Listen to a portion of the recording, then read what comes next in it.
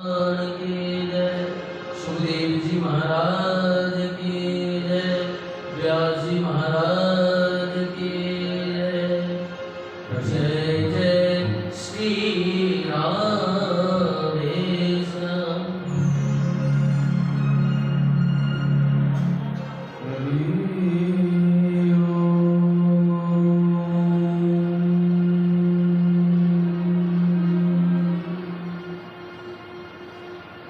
ब्रह्मानन्दं परमशुद्धं केवलं ज्ञानमूर्तिं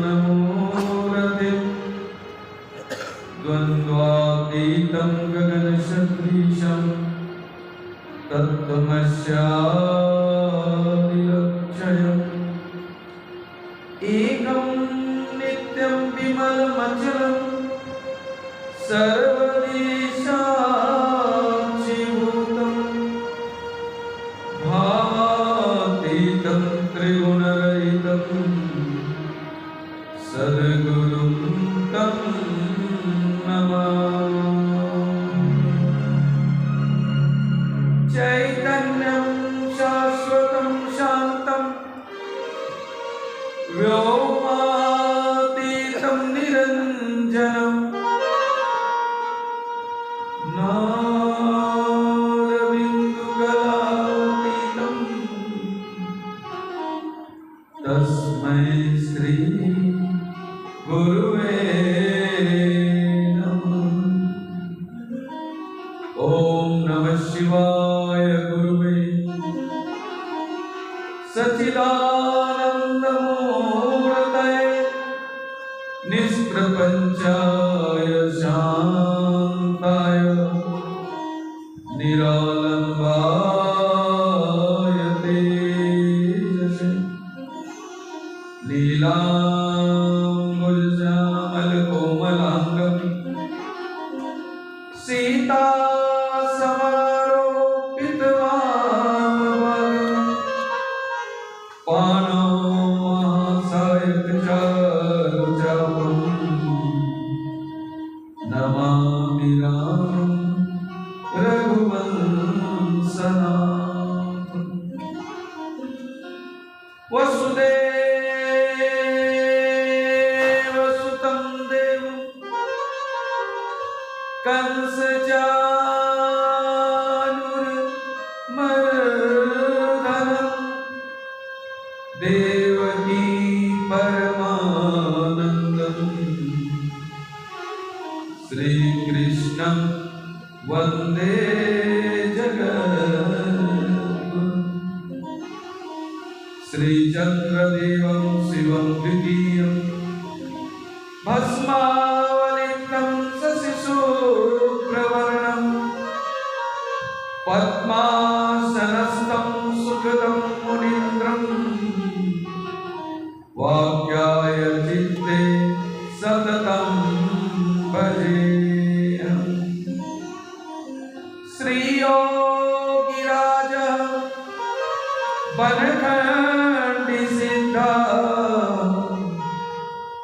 ब्रह्मस्वरूपा प्रणमामि नित्यम्। यत्रैव परं त्वदीयं तत्रैव च साधुवेला। श्रीसाधुवेला सुकृतादिवासं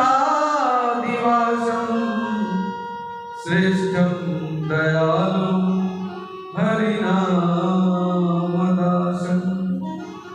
सिन्ध्वादिराजं परमवरिष्ठं धर्मप्रतिष्ठं सदयं नमामि।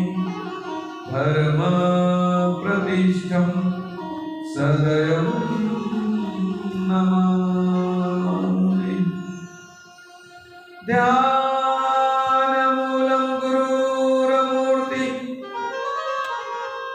पूजामूलं गुरुर्पदम् मंत्रमूलं गुरुर्वाक्यम्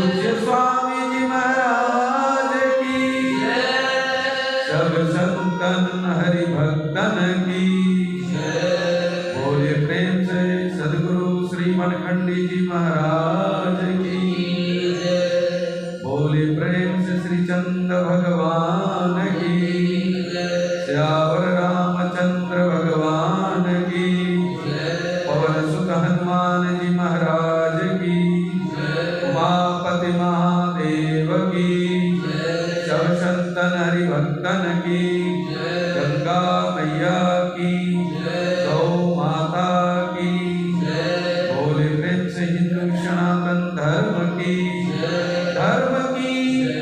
अधर्म का प्राणियों में विश्व का ओम नमः पार्वती पतये हर हर महादेव जय जय श्री राम।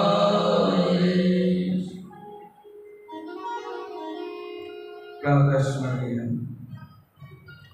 नित्य वंदनीय जगतपति गोलोकपति भक्तु चंदन नंदन श्री कृष्णचंद्र के पाद पद्मों में भागवत शिष्टान दंडवत प्रणाम करते हुए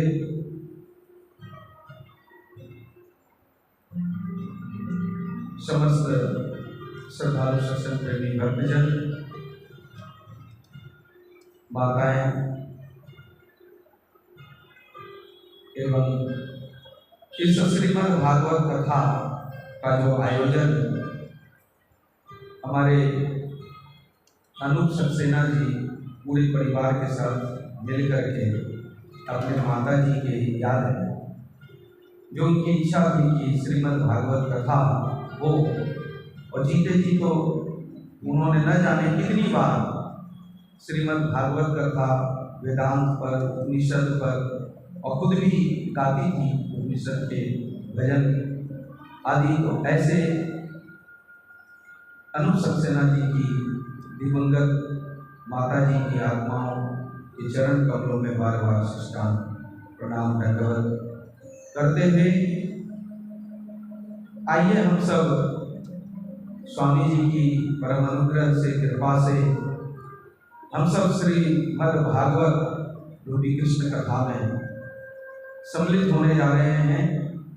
तो अपने हृदय को रसार्थ करने के लिए कृतार्थ करने के लिए इसी बहाने हम आत्मबोध से जीवन को कैसे जिए और हम आध्यात्मिक सफलता को कैसे प्राप्त करें, ऐसे अनूप जी की जो दिवंगत आत्मा है यानी माता जी हैं उनकी स्मरण में और वो जहाँ भी हैं जरूर शांति तो पा ही ली है, मुक्ति पा ही ली है, क्योंकि भक्ति तो उनके अंदर पहले से ही था।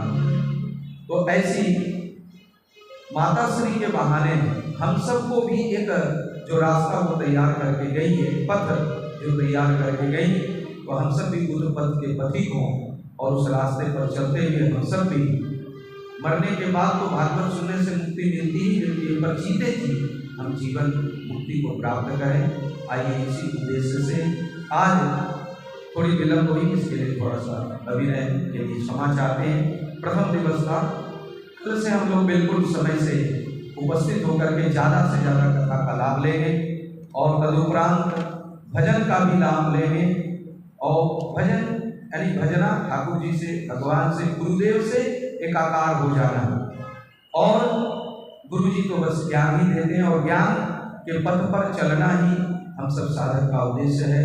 तो आइए ऐसे ज्ञान रूप की उपासना करते हुए सत्य साईं जी को भी स्मरण करते हुए उनका वंदन ध्यान करते हुए, क्योंकि जो सेवा भाव से उत्प्रोत और ऐसे साईं बाबा के ही एक अवतार रूप में और ऐसे कई सेवा कार्य के चल रहे, तो ऐसे उनको भी बार बार वंदन अभिनंदन करते हुए आइए श्रीमद् भागवत कथा के महात्म में हम लोग प्रवेश करते हैं।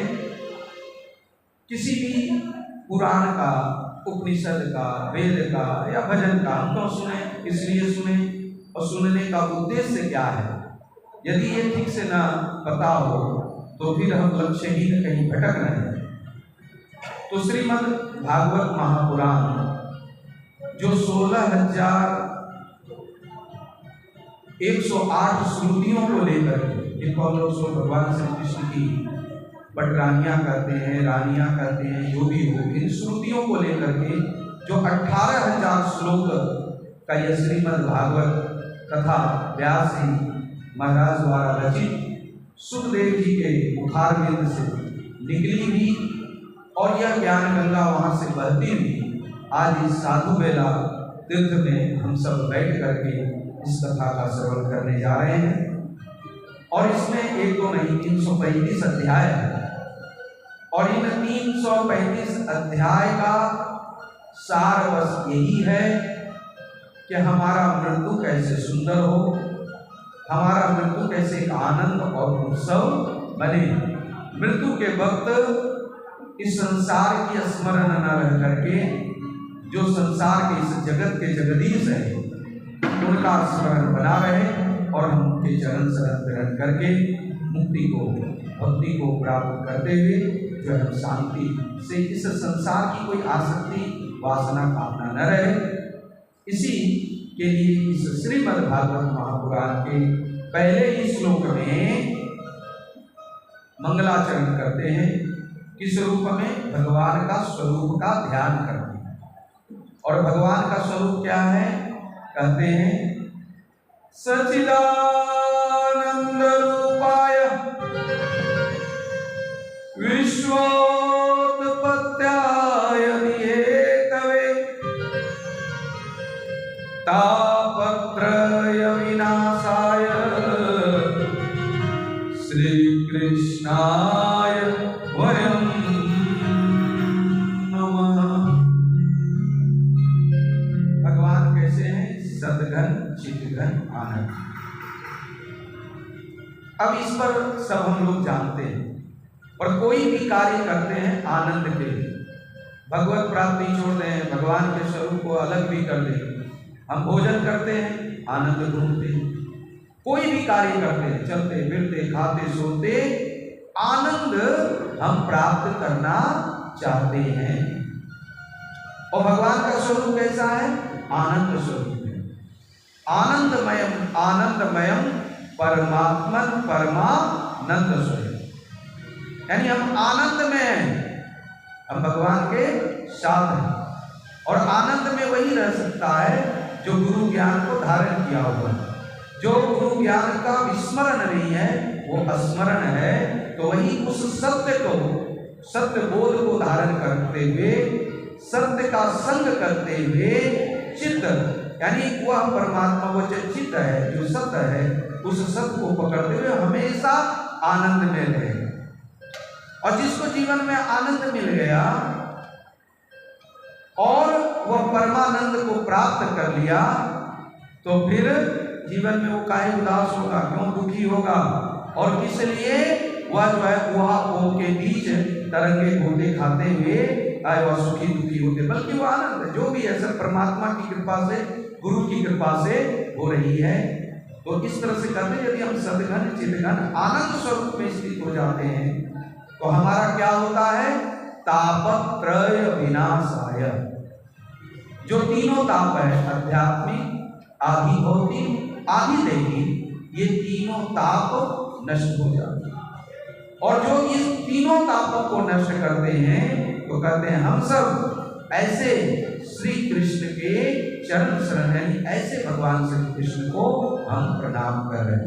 बोल कृष्ण चंद्र भगवान की जय, भक्त भगवान की जय। तो कैसे कृष्ण? कृष्ण जो करसयति इति कृष्णा, जो दूसरे को आनंद के तरफ आकर्षित करे वही तो कृष्ण। और दूसरे को अपनी तरफ आकर्षित वही करता है जिनका अंतःकरण निर्मल पवित्र है और अंतःकरण में लेश मात्र भी कपट छल छिद्र नहीं है, यानी निर्मल मन है। तो आज श्रीमद् भागवत कथा के अंतर्गत पहले श्लोक में कहा कि ऐसे सद्घन चित्तघन और जो आनंद स्वरूप परमात्मा है उनका स्मरण करने से हमारे तीनों तापों को जो नष्ट करने वाले हैं ऐसे भगवान श्री कृष्ण के चरण स्मरण ग्रहण करते हैं।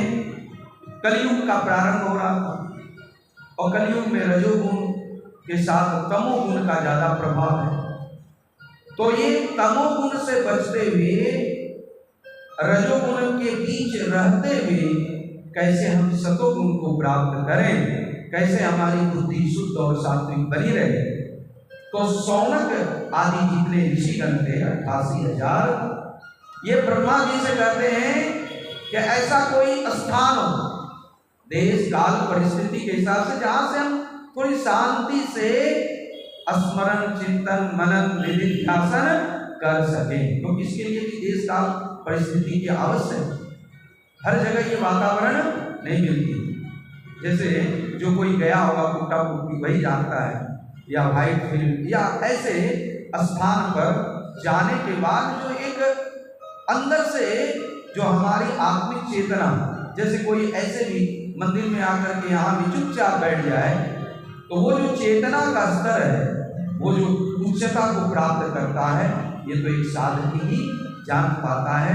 तो इसलिए यहाँ पर शौनक आदि ऋषि कहते हैं हम कहाँ जा करके साधन भजन करें। तो ब्रह्मा जी ने एक निधि दिया, चक्र दिया, और वो कहा जहां पर ये चक्र शांत हो जाए हे शौनक आदि ऋषियों, वहीं पर आप बैठ करके आत्मचिंतन मनन श्रवण कीर्तन करना शुरू करें। और वो चक्र आगे चलते हुए नैमिषारण्य में आकर के स्थिर हुआ। नैमिषारण्य में गोमती नदी के तट पर जब स्थिर हुआ, वहीं पर 88,000 ऋषि अपना अपना स्थान ले लिए, आसन ले लिए। और सूत जी महाराज जो 2 वर्षम बालक के समान ही थे, मात्र 16 वर्ष की अवस्था में, उनको व्यास गद्दी पर बिठा दिया। जैसे यहाँ पर अनूप जी बैठे हुए हैं एक परीक्षित के रूप में, हमसे कितने उम्र में बड़े हैं, वयोवृद्ध हैं, और ऐसे बैठ गए कि मानो हम कुछ नहीं जानते और पहली बार भागवत कथा सुन रहे हैं, और इस हिसाब से बैठ गए एकदम से बस आप बोलते रहे और हम आनंद में डूबे रहे, ऐसे तो है ही आनंद। इसी तरह से शौनक जी कहे सुत जी से, हे सुत जी आप कथा ऐसी सुनाइए जो सभी उपनिषदों का, सभी पुराणों का, सभी शास्त्रों का सार हो, क्योंकि समय कम है और कलयुग प्रारंभ हो चुका है और अभी शास्त्रों के अध्ययन वेद उपनिषद आदि का अध्ययन का उतना समय नहीं है। इसलिए आप वह कहिए जो सभी उपनिषदों का सार हो। इस प्रकार अपना जो मेरा अज्ञान है वो दूर हो, क्योंकि ये जो हृदय का ज्ञान है, अंधकार है, ये करोड़ों सूर्य भी उदय हो जाए तो वह दूर नहीं हो सकता। इसलिए शौनक जी कहते हैं अज्ञान द्वंद विध्वंस कोटि सूर्य समाप्रभा सुताख्यायी कथा सारं मम कर्ण रसायन मम कर्ण रसायन। हे सुत जी जो कान को अच्छी भी लगे, नहीं तो आजकल संगीत और भागवत कथा में बड़ा खींचातान चलता है। कथावाचक सोचते हैं हमारी आवाज बढ़ जाए, संगीत वाले सोचते हैं हमारी बढ़ रही। तो क्या होता है, हमारे कान में जो रस मिलनी चाहिए और जो हम रस लेने के लिए बैठे, हम लोग रसा स्वाद कुशल है, और रस तब आनंद आता है, कुशलता पूर्वक उसका आनंद तब आता है जब वह कर्ण में जो रसायन पड़े वह अमृत के समान धीरे धीरे मधुर मधुर शांत भाव से आए।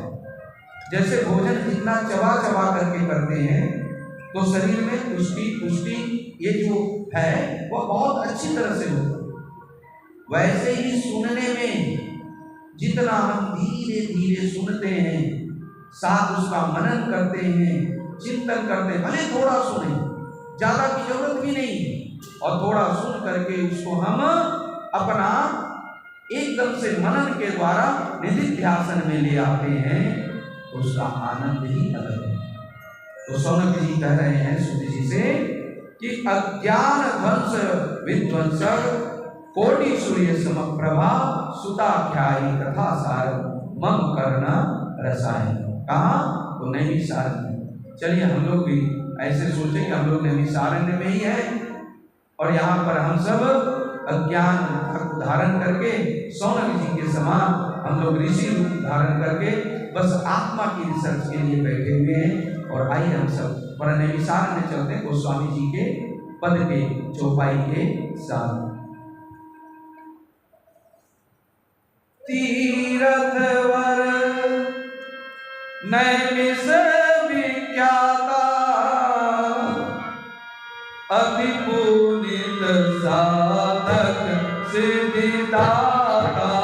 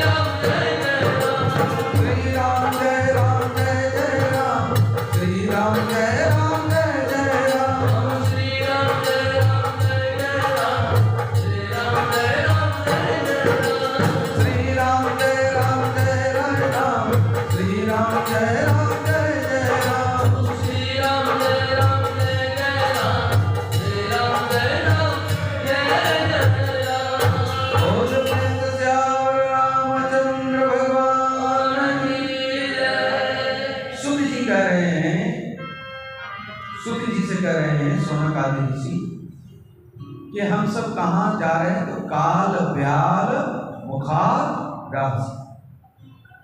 हम सब काल के गाल में समाये हुए, और धीरे धीरे सनय सनय इस संसार से सड़कते हुए अंतिम अवस्था की ओर सब जा रहे हैं। कोई थोड़ा आगे चले गए, माता जी आगे चली, फिर पीछे से और कोई ना कोई जाएगा, आने वाले जो आएंगे वो भी जाएंगे।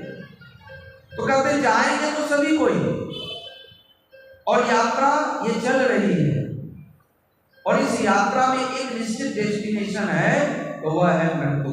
निश्चित है मृत्यु, निशा आना, तुम दिशा बदल लो अमृत की, ऐ पथिक सत्य का अन्वेषण कर लो दिन ही दिन में। यानी समय शक्ति के रहते, जब तक इस जीवन में शक्ति उजाला है, तो क्या कर ले? तो सत्य का अन्वेषण। सत्य है क्या? हम सब जानते हैं सत्य क्या है। जो दिखता वो सत्य तो है ही नहीं, पर हम जो दिखता है उधर ही भागे चले जा रहे हैं।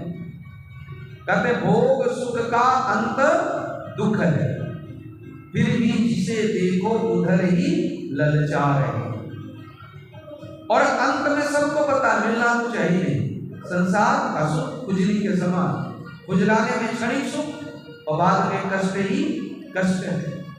इसलिए कह रहे सुख जी महाराज, काल व्याल मुखाग्रसत त्रास निर्नाश हेतवे श्रीमद् भागवते शरतम कलो कीरेण भासितम, कलो कीरेण भासितम। कि काल व्याल ये तो अपना काम कर रही है, काल रूपी ग्राह खींचे चली जा रही है हम सब जीव रूपी गजेंद्र। तो कहते हैं इससे बचने का एक ही उपाय है, श्रीमद् भागवत शास्त्रम कलो लीन भाषा। भागवत शास्त्र का श्रवण, भागवत है क्या? भगवता प्रोक्तम इति भागवत, जहां भक्तों की महिमा है कि देखो जिसने कैसा जीवन जिया तो उनको शांति मुक्ति प्राप्त हुई, वह शांत रहा, चाहे जितनी भी परेशानी रही, जितना भी ऊपर लहरें आती रही जाती रही, उथल पुथल रहा, पर नीचे एकदम से शांत गंभीर स्थिर और मौन को धारण किए रहा। तो ये कहां से सीख सकते हैं? एकमात्र श्रीमद् भागवत। भागवत का मतलब भगवता प्रोक्तम इति भागवत, जहां पर भी भक्तों की महिमा का गुणगान हमें मिल जाए। भक्त मतलब सज्जन, भक्त मतलब जो उस सत्य से जुड़े हुए हैं, इनका संग मिल जाए, जहां ऐसे चरित्र मिल जाए, बस उनका श्रवण करेंगे तो हमारा भी जीवन वैसा बनेगा, जैसा संग वैसा रंग।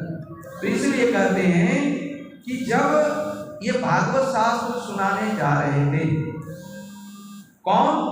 सुखदेव जी महाराज। इनको परीक्षित जी महाराज। सुध जी कह रहे कि मैं भी वहां पर था परीक्षित जी के साथ, और जब सुखदेव जी महाराज परीक्षित जी महाराज को सुनाने जा रहे थे, तभी क्या हुआ, ऊपर से आकाश से, यानी जो उच्च कोटि के देवतागण हैं, वो देवतागण सभी अमृत कलश लेकर के, सुधा कुंभ लेकर के वहां कथा के बीच में आ गए। सुखदेव जी महाराज से कहने लगे, हे सुखदेव जी महाराज, ये जो परीक्षित है ये मृत्यु के भय से कथा सुन रहा है, इनको अमरता चाहिए, ये दीर्घजीवी बनना चाहते हैं, तो ऐसा कीजिए, इनको सुधा कुंभ का पान करा दीजिए, तो ये अमर बन जाए, ये दीर्घजीवी बन जाए, और इसके बदले में हमें आप कथा अमृत का पान करा दीजिए। और परीक्षित की तरफ सुखदेव जी महाराज कह रहे क्या करना है? ये करोड़ों का ये जो एक्सपेरिमेंट होकर के साइंटिस्ट अभी क्लोन बनाए हैं, तो आपको दीर्घजीवी बनना है इसको पी करके, कि आप अब आगे जिए ना जिए पर कथा अमृत का पान करके आपको दिव्य जीवी बनना है। दिव्य जीवी और दीर्घजीवी में बड़ा अंतर है, भव्यता और दिव्यता में बड़ा अंतर है। भव्यता तो आ जाएगी, और थोड़ा सा डीजे और थोड़ा सा जोर से और थोड़ा सा झांकी भी आई, आपके लिए नहीं, आज रहने दो। कहने का तात्पर्य भव्यता एक अलग बात है, और दिव्यता जिसको हम लोग सात्विकता करते हैं वो अलग है। तो भव्यता क्या है? रजोगुण में मन को तमोगुण से खींचने के लिए भव्यता आवश्यक है, और जब भव्यता आ जाए तो उस भव्यता से फिर दिव्यता की छलांग न लगाएं तो फिर भव्यता बेकार है। जैसे बहुत धूमधाम से विवाह करें लड़का की लड़की की, और भव्यता के साथ यदि विवाह हो और लड़के और लड़की में प्रेम ना हो, उनका मधुर संबंध ना हो, तो भव्यता किसका किसी काम का आएगा ही नहीं। इसी तरह से ये जो आयोजन है बस इसीलिए है कि ये जो आत्मा है उस परमात्मा से तो जुड़ा ही है, ऐसा कोई क्षण ही नहीं कि वो अलग है, हो भी नहीं सकता है, और अलग हो जाए तो फिर तो उसी में मिल जाए। ये तो जुड़ा ही है, पर ये जुड़ा हुआ ये जो योग है बस हमारा स्मरण बना रहे, वह आत्मबोध बना रहे कि मैं नित्य चैतन्य हूँ। ऐसा कोई क्षण है ही नहीं कि आत्मा परमात्मा से अलग है। यह तो एको हम बहुश्याम, कोई ऐसी वासना रही होगी, प्रारब्ध रहा होगा, तो हम इस शरीर में आए हैं और उस कर्तव्य कर्म को पालन करते हुए फिर इस शरीर को छोड़ करके ज्यों का त्यों चले जाना। तब परीक्षित जी महाराज ने कहा हमें भव्यता नहीं चाहिए, हमें दीर्घजीवी नहीं बनना, हमें तो दिव्य जीवी बनना है। भले ही कम समय के लिए, ये शरीर 7 दिन के लिए है, पर इसी 7 दिन में इस आत्मा को उस परमात्मा से बिल्कुल एकदम तटस्थता से जोड़े रखना है। इसलिए हे सुखदेव जी महाराज, हमें तो आप कथा अमृत का पान करें, क्योंकि सुखदेव जी महाराज ने कहा क्वं सुधा क्वं कथा लोके क्वं काचम क्वं मनीरमा ब्रह्मरागो विचर्यव तदा देवास्तरस्य अभक्ताश्च विज्ञाय न तदो कथामृतम् अभक्ताश्च न तदो स कथामृतम्। जो अभक्त है उनको कथामृत पिलाने की आवश्यकता है ही नहीं। अभक्त कौन है? जिनको उस परमात्मा से जुड़े रहने की इच्छा ही नहीं है, चाह ही नहीं, और चाह हो तो क्यों जुड़े रहे? उसकी सार्थकता के ये पहले पता चले तब तो हम संत से, गुरु से जुड़े रहे। क्यों रहे? हम तो खुद ही अपने आप को पुरुष मानते हैं, हम खुद ही संत मानते हैं, और हम ऐसा मानते हैं कि हमसे बड़ा ज्ञानी, हमसे बड़ा महात्मा और हमसे बड़ा विद्वान विदूषक तो कोई होगा नहीं। और जब ये ईगो आ जाता है, अभिमान आ जाता है, और नहीं गौ अस जन्मा जगमाई प्रभुता पाए जाहि मद नाही आई जाता है। ये अभिमान इतना सूक्ष्म है कि ज्ञान का अभिमान तो हो जाता है, पर अभिमान का ज्ञान तो इन्हीं बिल्लों को ही होता है। इसलिए कहा गया ईगो वैनिसेस लाइफ फ्लोरिसेस। जब तक अहंकार नहीं गलता तब तक उस परमात्मा का झलक भी नहीं होता।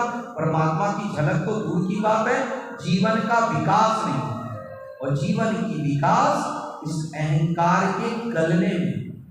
इसीलिए कहा गया God is hidden behind the nature. परमात्मा का है प्रकृति के पीछे। पहले तो हम प्रकृति में ही उलझे हुए हैं, इस सुख दुख में उलझे हुए हैं, ये मन के खेल में उलझे हुए हैं। पर मन के जो प्रकाशक है, मन के जो हम मन नहीं, बुद्धि नहीं, इंद्रिय नहीं, ये जो हम है नहीं, तो हम हैं कौन? और जो हम हैं उसको समझने के लिए पहले अपने मन को तो समझना पड़ेगा, अपने आप को समझना पड़ेगा। पर कौन समझना चाहता? हाँ, कभी कभी समझना वही चाहता है जब इस संसार के दुखों से चोट खाता है, और जब दुख में चोट खाती है तभी प्रभु की, गुरु की याद आती है। दुखों से अगर चोट खाई न होती तुम्हारी प्रभु याद आई न होती। दुखों से अगर चोट खाई न होती तुम्हारी प्रभु याद आई न होती। खाई न होती तुम्हारी प्रभु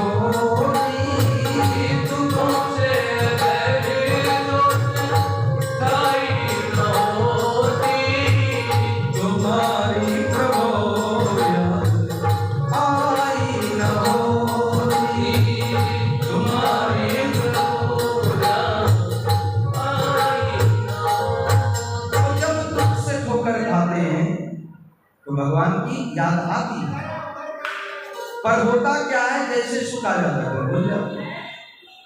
इसीलिए यहाँ पर भागवत में कहते हैं नारद जी तो हमेशा भगवान का ही गुणगान करते रहते थे और कहीं एक जगह टिकते ही नहीं। रमता राम, बहता पानी निर्मला, या तो बहते रहे या तो एक जगह बिल्कुल स्थिर रहे, गाढ़ा हो जाए, वह पानी भी बड़ा स्वच्छ होता है, एकदम गहराई वाला हो या एकदम से बहता रहे। तो नारद जी जो कभी स्थिर नहीं रहते थे, तो 7 दिनों तक कब, कहां और कैसे यह श्रीमद् भागवत कथा सुनी। सौनक जी ने सुत जी से प्रश्न किया, तब सुत जी कहते हैं एकदा हि विशालाय चत्वार विषमालयो सत्संगार्थ समायत्र ददस्रो।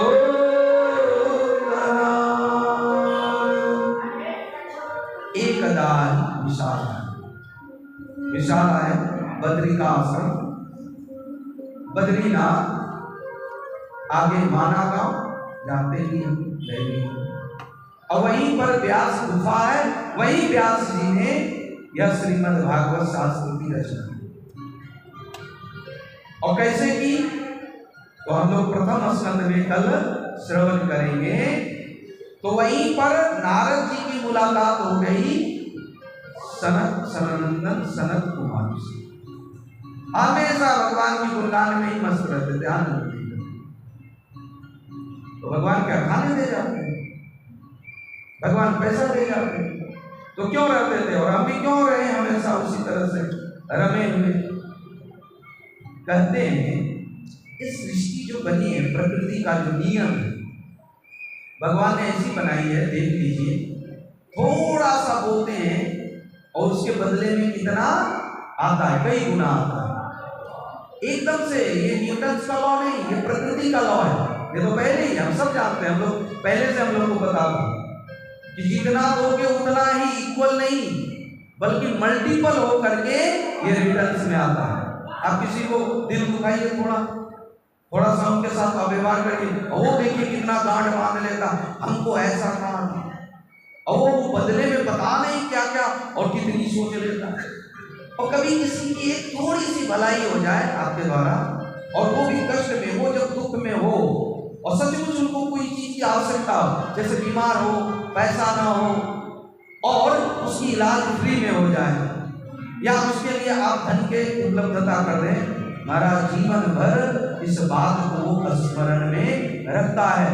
हमने तो किसी बहाने एक बार सेवा बन गई, पर वह इस बात की कृतज्ञता धारण करके रखता है। तो ये मल्टीपल रूप में आता है, कई गुना ये आता है। हम प्रकृति में जैसा भी देंगे वैसा कई गुना हमको पाना ही होगा। वो आने वालों, इतना समझ लो, इस जग से हमको जाना है, ये तो बिल्कुल निश्चित है। जब जाना ही है तो कुछ ऐसा करके जाए, क्या करके जाए, अरे वो तो ठीक है, सेवा बस अंतःकरण की शुद्धि के लिए, मन की निर्मलता के लिए, तो करे तो क्या करें। सबसे बड़ी बात है सेवा आदि करते हुए अपने को जान लेना। यदि जानना है तो अपने को जानो, और मानना है तो गुरु को ही मानो, करना है तो सबकी सेवा करो तुम, जीवन किसी विध बिताना ही होगा, जीवन किसी विध बिताना ही होगा। सबका जीवन बीत रहा है, ये समय सबका जा रहा है। हमारे प्रधानमंत्री साहब का भी जा रहा है, अभी जो कुटाकुटी में गए थे, आयोजन में सम्मिलित हुए थे, उनका भी समय ये जा रहा है। ये 4 बजकर के कुछ मिनट कुछ सेकंड सबका जा रहा है। और सबको भगवान ने 24 घंटे का बराबर समय दिया, चाहे वो सदगृहस्थ हो, चाहे संत हो, महंत हो, कोई भी हो, समय एकदम 24 घंटे का दे दिया।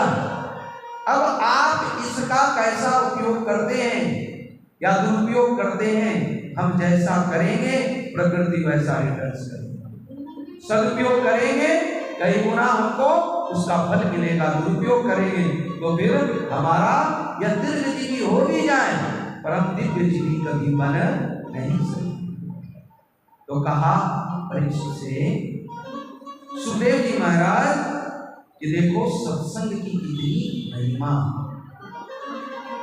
यदि सत्य के संग जुड़ जाए तो आनंद ही आनंद है। सब बोलने के लिए बोल देते क्या लेके आए क्या लेके जाए। सत्संग मतलब जो कभी छूटने वाला नहीं, छीनने वाला नहीं, सदा रहने वाला, तो ऐसे सत्संग का। और सभी को पता है जिनको जीवन में मिला सत्संग है, उसको हर घड़ी आनंद ही आनंद। यदि आनंद में नहीं है कोई तो समझ लीजिए उनको सत्संग नहीं है। और ये सत्संग नारद जी को सनत कुमारों से मिला। कहाँ? बद्रिकाश्रम में। जब मिला तो 4 मिले 64 किले, अब 20 रहे कर जो। और हरिजन से हरिजन मिले तो 20 से 20 करो। जब इस तरह से 4 यानी 4 मिले, 2 हाथ इधर से 2 हाथ उधर से, एक ही पद के पति गए, हम सबका गंतव्य भी एक ही है और एक ही लक्ष्य है, तब तो बड़ा आनंद आता है और बड़ी मुस्कुराहट आ जाती है। और फिर 64 ये 32 इधर ना और 32 उधर ना, मुस्कुरा उठता है। अब 20 रहे कर जो, 10 इधर 10 उधर, 20 रहे कर जो। अब कहते हैं हरिजन, हरिजन मतलब इधर भी हम हरिजन, भगवान के जन, गुरु के जन, और उधर भी गुरु के भक्त। और ऐसे गुरु भाई जब मिल जाते हैं तो 20 से 20 करो, ये रोम रोम पुलकित हो जाता है, आनंद से भर जाता है कि हम अकेले नहीं हैं, हमारे साथ और भी सही। और कोई नहीं है तो कोई बात नहीं, हम अकेले चल रहे थे और इस पथ में और भी जुड़ गए, एक एक करके जुड़ते हुए कारवां बन गई, तो क्या आनंद आ गया। अब देखिए यहाँ नारद जी मिले सनत कुमार से, तो नारद जी का मुखार भी थोड़ा लटका हुआ, थोड़े दुखी थे, उदास थे। तो सनत कुमार कहते हैं कथम ब्रह्म दीनम का कुदाश्चिंतरो भवान। हे ब्रह्मा, हे नारद जी, आप क्यों उदास हैं, आप क्यों इतने दुखी हैं। कथम ब्रह्म दीनमुखा चिंता बोलो और त्वरितम गम्यते कर कुरुषे माप्र। और कहाँ इतनी शीघ्रता से जा रहे। तब जाकर के नारद जी कहते हैं हे सनत कुमार, भले आप मिल गए, हम तो बस खोज में निकल पड़े थे और हम बहुत जगह घूमे। कहाँ कहाँ घूमे? तो कहते हैं पुष्करम च प्रयागम च काशीं गोदावरी तथा हरि क्षेत्रम कुरुक्षेत्रम श्रीरंग सेतु मंदिरम। बहुत से तीर्थों में गए और सब जगह जा करके जब एक बार हम कहाँ गए, एकदासु तीर्थेषु ब्रह्मनाथ स्त्र, और भ्रमण करते हुए कहाँ पहुंच गए, वृंदावन। और वृंदावन में क्या हुआ, एक आश्चर्यजनक घटना हमने देखा। तत्र आश्चर्यं दृष्टं श्रियमतं तन्मुनीश्वरम् एकतु तरुणी तत्र निष्पन्नं निरीक्षम्। कलियुग की कली कौतिक को हमने हर जगह देखा, कहीं हमको शांति नजर नहीं आई, सभी अशांति नजर आए, चाहे गृहस्थ हो, चाहे कोई आश्रम में हो, संत हो, चाहे धनवान हो। यानी गोस्वामी जी के शब्दों में कहें, तपसी धनवंत दरिद्र गृह कलिकौतुक तात न जान। कहां तक कहें, इसे नहीं कहें तो रहने दो, पर आप समझ लीजिए। पर आश्चर्य वाली बात ये हुई कि वहां जब गए थे तरुणी बिल्कुल युवती बनी थी और उनके दोनों पुत्र एकदम वृद्ध लग रहे थे, मूर्छित अवस्था में थे। और हम सोचे स्त्रियों के बीच में क्या है, रो रही है, और माता जी का कब हंसने लगे कब रोने लगे पता नहीं, क्रोकोडाइल्स की ऐसी बात नहीं। ये कोई अपमान वाली बात है कि वो इतनी भावुक होती है, करुणा से बड़ी होती है, क्षमा से बड़ी होती है, जिसको हम लोग स्त्रैण ऊर्जा भी कर सकते हैं। भगवान ने प्रकृति में शरीर तो एक ही जैसा बनाया, वही मांस मज्जा खून सब है, पर क्या किया, भावनाएं जो है ये माताओं में, स्त्रियों में करुणा की, दया की, क्षमा की, प्रेम की, ममता की, ये ज्यादा देती है। और कभी कभी पुरुष शरीर में भी ये भाव आ जाता है। देखिए उनकी चाल चलन बोलना बिल्कुल स्त्रियों वाली कभी कभी आ जाती है। क्यों? वो हार्मोनल, वो ऊर्जा ट्रांसफर होती है। और ऐसी ऊर्जा होती है उनको कब भावुक आ जाए, कब भावना में आ जाए, कब भाव दशा में आ जाए, इसका कोई ठिकाना नहीं। तो ज्यादातर माताओं में ऐसी पाई जाती है, और ज्यादातर जो संतुष्ट को उसमें भी पाई जाती है। पर ऐसे हम लोगों को ज्यादा भाव की आवश्यकता बहना नहीं चाहिए। बहुत अच्छी बात नहीं है कि कोई आकर के रोने लगे और एकदम से दिखावा करने लगे, आंसू बहाने लगे, और हम भी भाव के आवेश में उनके साथ बह जाए और बाद में पता चले कि अरे वो तो हमको ठग के चला गया। ऐसी कोई बात नहीं थी, ये तो उसका काम ही था। तो ऐसे भी भाव के आवेश में बिल्कुल थोड़ा सा वहां ठोक बजा के देख लेना है। फिर ऐसे संत महापुरुष कहते कबीरा आप ठगाइयो और न ठगियो कोई, यदि खुद ठगा जाए तो कोई बात नहीं, पर दूसरे को ठगने की भावना तो आनी ही नहीं चाहिए।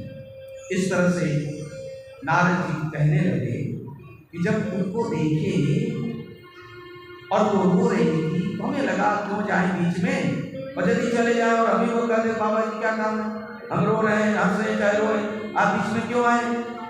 तो वहां से नारद जी आगे बढ़ने लगे। जब आगे गए तब पीछे वह तरुणी कहती है, बोलो साधो क्षणतिष्ठ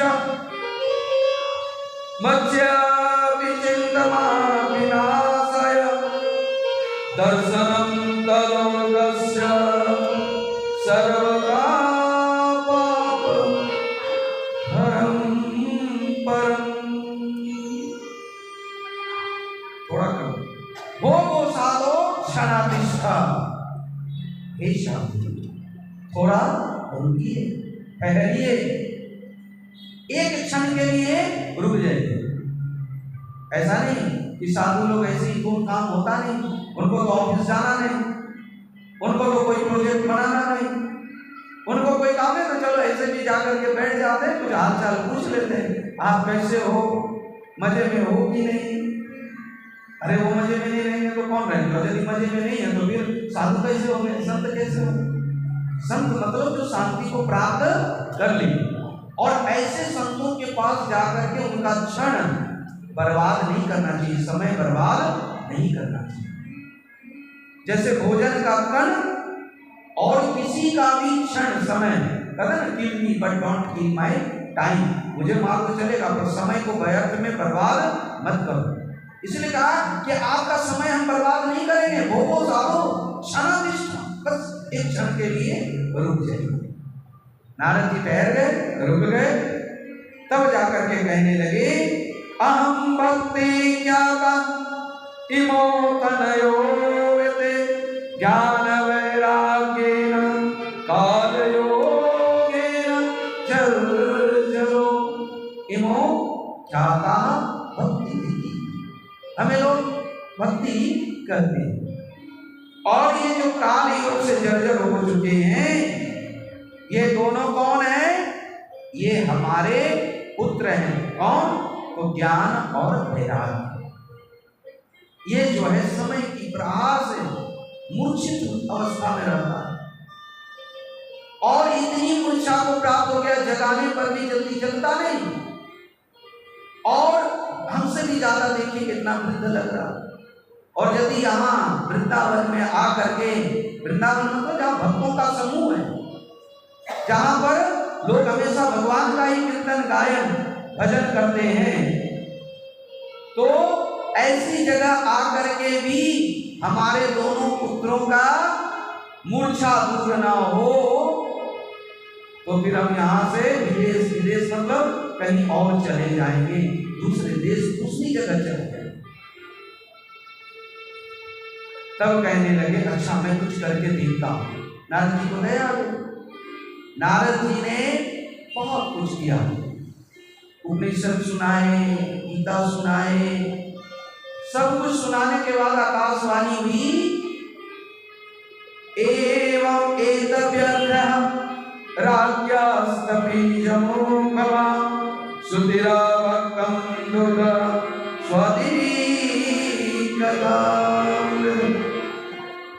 का आकाशवाणी ने कि सत्कर्म करो, सत्कर्म करो। अब नारद जी को ये बात समझ नहीं आई कि सत्कर्म क्या, अरे अभी जो कर रहे थे कि क्या ये सत्कर्म नहीं है, और ये सत्कर्म नहीं था। यानी सत्य की प्राप्ति के लिए जो कर्म है उसको सत्कर्म करना। सत्य मतलब उस सत्य से जुड़ जाए, ऐसे कर्म करना। अब जिनको सुनना ही नहीं हो, आप उनको सुनाने लग जाएं तो कोई फर्क पड़ेगा? अब भागवत जिनको प्रिय है ही नहीं, भागवत में उनको मन लगता जाता, भागवत जाएंगे, राधे राधे होगा और थोड़ा दो चार संगीत भजन होगा, और क्या है वही कृष्ण की रासलीला, और फिर गिरिराज गोवर्धन उठाए, माखन चुराए और विवाह, और फिर हो गया भागवत कथा पूरा, राधे राधे हो गया।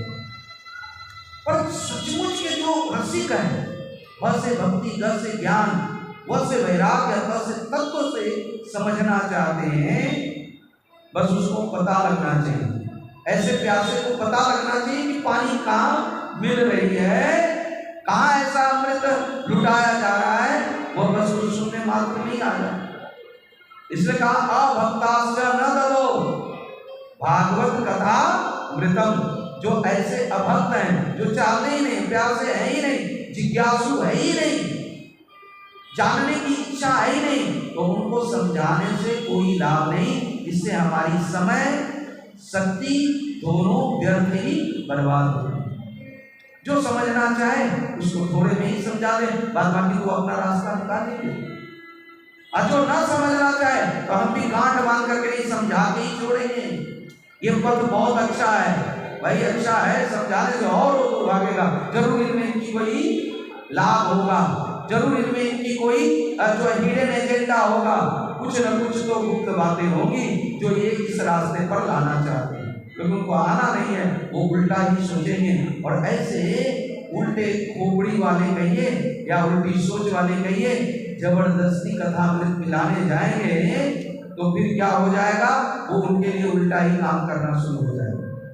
जैसे जिनको कुछ ज्वर हो और उनको मिठाई दें, चाहे मथुरा का पेड़ा खिलाएं और चाहे जामनगर वाली, चाहे कहीं और की जयपुर वाली, पर उनको कड़वा ही लगेगा, क्योंकि उनको संसारिक विषय वासनाओं का बुखार चढ़ा हुआ है, तो ये मीठा अमृत कड़वा ही लगेगा।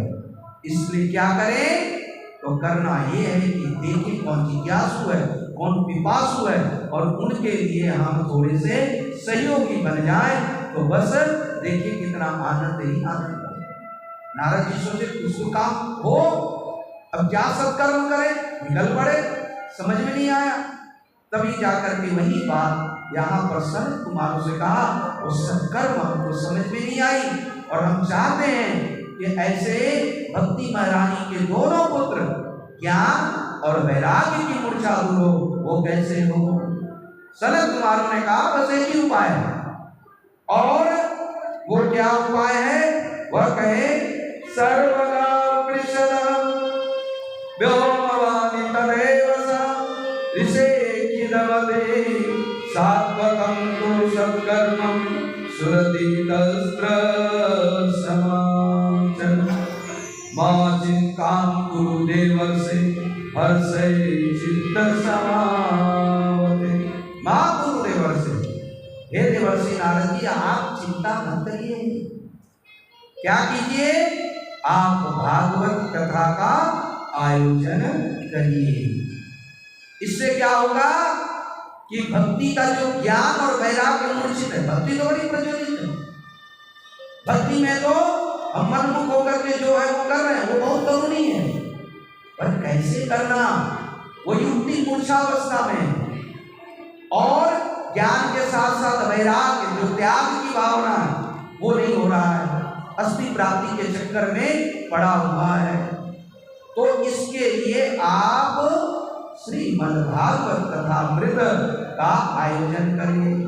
नारद जी बीना बजाते हुए भक्ति महारानी के पास आई और भक्ति महारानी बड़ा आनंदित होकर के उनकी जय जयकार करने लगे। नारद जी, जयति जयति माया यस्य काया नमस्ते वचन रचन एकम केवलम चाकलय। जयति जयति माया यस्य काया नमस्ते वचन रचन एकम केवलम चाकलय। ध्रुवपति यातो यत् कृपातो ध्रुवोऽयं, ध्रुवपति यातो यत् कृपातो ध्रुवोऽयं, सकल कुशल पात्रं ब्रह्मपुत्रं नतास्मि, सकल कुशल पात्रं ब्रह्मपुत्रं नतास्मि। हे ब्रह्मा जी के पुत्र नारद जी, आपकी जगत में बार बार जय। जयति जगति माया यस्य काया वचन रचन एकम यत् कृपातो ध्रुवोऽयं। आपकी कृपा से ध्रुव, प्रहलाद आदि भक्त वह जो है भगवत प्राप्ति कर लिए, तो जरूर आपकी मुखारविंद को देख करके हमें लग रहा है कि हमारा भी कल्याण निश्चित होगा, इसलिए आपकी जय हो जय। अब नारद जी की प्रेरणा से कहा कि देखो भागवत कथा का आयोजन कहाँ करने जा रहे हैं? हरिद्वार के गंगा नदी के तट पर, और वहां पर आप आ जाना और सनत आदि कुमार वो कथा वाचन करेंगे। इधर भृगु ऋषि आदि को कह दिया, आप भी जितने संत मंडली हैं सबको निमंत्रण भेज दीजिए। ये भी चले गए सभी के घर घर में जाकर के निमंत्रण दें, आना। अरे सनत कुमार श्रीमद् भागवत कथा करने जा रहे हैं हरिद्वार के गंगा नदी के तट पर, और यहाँ पे देखिए समुद्र के तट पर गंगा का पानी तो यहाँ भी मिला हुआ, और यमुना जी का भी, और जितनी भी नदियां का पानी है वो तो दरिया में आकर के मिल गई। और उसके तट पर बैठ करके इस माया नगरी में जो साधु वेलावृत है, यहाँ बैठ करके हम सब माता जी की याद में श्रीमद् भागवत कथा ज्ञान गंगा में गोता लगा रहे हैं। अब गोता क्यों लगा रहे हैं? कि हमारी जो अंदर की ज्ञान और वैराग्य मूर्छित पड़ा है वो दूर हो जाए। भक्ति तो है, भगवान को चाहते हैं, भगवान की अर्चन पूजन वंदन तो करते हैं, हम बहुत पाठ भी करते हैं, सब कुछ करते हैं, पर जो ज्ञान होना चाहिए, और ज्ञान का मतलब वो इंफॉर्मेशन नहीं, knowledge is not information only, वो इकट्ठा करना नहीं, वो इकट्ठा करने को जानकारी कर सकते हैं, इंफॉर्मेशन कर सकते हैं, वो नॉलेज नहीं हो सकता। ज्ञान किसको करते हैं? हमारे पास जो भी इंफॉर्मेशन है, जो भी जानकारी है, जो भी थ्योरेटिकल है, उसको जितना हम प्रैक्टिकल में कर पाते हैं उतना ही ज्ञान है। मान लीजिए हमको आका बहुत कुछ है, पर बोलने गई दो शब्द भी ना बोल पाए तो उनको ज्ञान थोड़ी कहा जाएगा भाई। उसको प्रैक्टिकली, हमको भोजन बनाना है, भोजन बनाने का थ्योरेटिकल ज्ञान बहुत है, कितना नमक कितना क्या डालना है सब पता है, पर जब बनाने जाते हैं तो प्रैक्टिकली उस तरह से बन नहीं पाता है, वो स्वाद नहीं आ पाता है। इसका मतलब हमें ज्ञान वास्तविक रूप से ही नहीं। एक बार एक कन्या ऐसी आ गई भोजन बनाने, घर में नई नई आई थी, तो कभी नमक ज्यादा हो जाए, मैंने एक दिन दे दी नमक ज्यादा, सासू माँ ने कहा थोड़ा कम नमक दिया करो, भोजन देखो कैसा बन गया एकदम जहरीला जैसा। और एक दिन दूसरे दिन फिर जैसे भोजन बनी, इतना नमक कम दे दी, जब एकदम से फीका हो गया। कहा अरे थोड़ा नमक और बढ़ा दो, कम का मतलब थोड़ी होगा कि एकदम कम कर दो। अब क्या करें? और उसके दिमाग में ये बात बैठ गई, ये नमक ही जो है ना दुख का कारण है, कभी ज्यादा हो जाता है कभी कम हो जाता है, नमक ही हटा दो और नमक को ही फेंक दी। तो बताओ नमक को फेंकने से समस्या का समाधान हो जाएगा? बल्कि कितनी मात्रा में देना? अब एक चुटकी नमक, स्वादानुसार नमक। अब स्वादानुसार क्या है भाई? अब किसी को थोड़ा ज्यादा चाहिए कम चाहिए, तो वो अनुभव ज्ञान, वो ज्ञान अनुभव का ज्ञान, और वो अनुभव ज्ञान आप किसी को कैसे देंगे? आप कहेंगे स्वादानुसार, किसकी स्वाद कैसी है? तो वो जो अनुभव ज्ञान है ये प्रैक्टिकल रूप से आती है, ये कोई थ्योरेटिकल रूप से नहीं आती है। और जो अनुभव ज्ञान है वही वास्तविक ज्ञान है। यानी जितना हम चल पाते हैं, जितना हम जीवन में उतार पाते हैं, उतने के लिए ही हम ज्ञानी हैं। बल्कि दिमाग में कितना बड़ा है वो ज्ञानी नहीं है, वो तो इंफॉर्मेशन है। अब ज्ञान और वैराग्य, वैराग्य मतलब सब छोड़ देना, घर द्वार, अनेक को माया है तो हमको दे दीजिए, हम देखे कलकत्ता चले जाए। एक जगह ऐसी प्रवचन कर रहे थे, बहुत संत थे, तो हमने कहा भाई ठीक है माया है तो ले आओ माया, हम लोग तो माया ले नहीं आए, माया में मिल नहीं तो इतना दूर क्यों आते? भले माया पर बोल दे पर आए किस लिए? माया ले, माया करो। छोड़ना क्या है? वैराग्य क्या है? यानी जो हमारी आसक्ति एकदम चिपक गई है। देखो वैराग्य भी एक प्रकार का राग ही है, वो नेगेटिव है। हम ये नहीं करते, हमसे दूर हटो या हम दूर भागे, तो ये नेगेटिव हो गया। एक पॉजिटिव, हमको चाहिए पॉजिटिव, और एक नहीं चाहिए नेगेटिव। राग तो दोनों ही है ना, चाहे वैराग्य कह दो। यहाँ वैराग्य का कहने का तात्पर्य है वीतराग। भगवान करे ना रागी ना वैरागी, क्या बनना है? वीतरागी। ना अपेक्षा ना उपेक्षा, अनपेक्षा सुधीर दक्षा, उदासीनो गतव्यथा, सर्वारंभ परित्यागी, यो मदभक्ता समिति। भगवान कितनी आराम से कह रहे, और हमारे जीवन में ये बात बैठती नहीं। ना अपेक्षा करो ना उपेक्षा करो, और जब जैसा हो लकीर के फकीर हुए बिना कार्य को बिल्कुल युक्ति युक्त होकर के, विवेक युक्त होकर के कार्य को करने लग जाएं। विवेक का मतलब सत्य और असत्य का ज्ञान हो जाना। इसके लिए किसी चीज की पढ़ने की थोड़ी जरूरत है। अभी भाई सत्य क्या है, असत्य क्या है?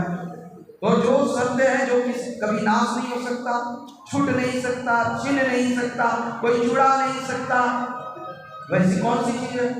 तो हम लोग खोज लें क्या है। तो ऐसी बुद्धि हो जाए, सत्य असत्य विवेचनी बुद्धि पांडा इति पंडित। सत्य और असत्य इसी का नाम है विवेक। और ये विवेक कैसी होती है?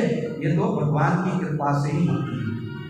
बिनु सत्संग विवेक न होई, राम कृपा बिनु सुलभ न सोई। राम सिया राम जय राम, राम सिया राम जय राम। ओ बिनु सत्संग विवेक न होई, राम कृपा बिनु सुलभ न सोई। सत्संग विवेक न होई, राम कृपा बिनु सुलभ न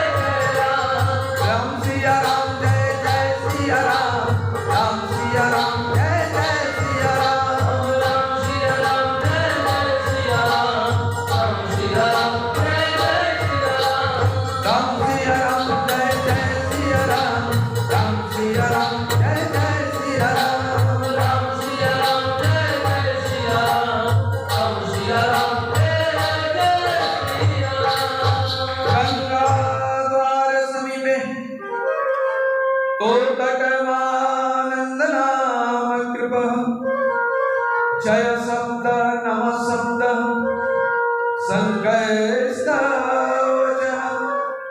सदा सेव्य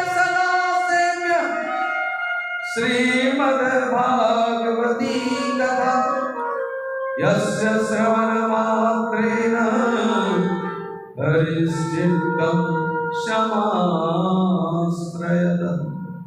सदा सेव्य श्रीमद्भागवती कथा।